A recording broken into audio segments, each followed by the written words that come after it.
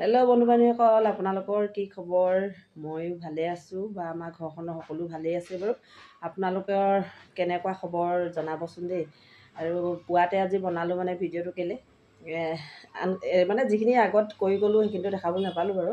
এতিয়া মানে চাহ খাবলৈ কিনো যোগাৰ কৰিছোঁ তাকে আপোনালোকক দেখুৱাইছিলোঁ। এয়া পোৱালিকেইটালৈ গৰম পানী ভৰাই লৈছোঁ।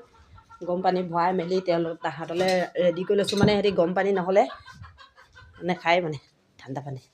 তো এতিয়া আমালৈ যোগাৰ কৰি আছোঁ। এয়া মই ধান্দা খুন্দি দিছোঁ, অলপ খুন্দি মেলি দিলোঁ। তাৰপিছত আকৌ চাহতে আপোনাৰ এইটো এয়া কল আৰু এয়া অমিতা কাটি দিবলৈ কৈছে, কটাই নাই, কাটিমহে এতিয়া মই। এয়া চাহ আমাৰ দাদাই আগেই খাইছে দেই চাহ। এয়া বাকীকেইটা পণ্ডিত অহাই নাই, আহিব আৰু লাহে লাহে।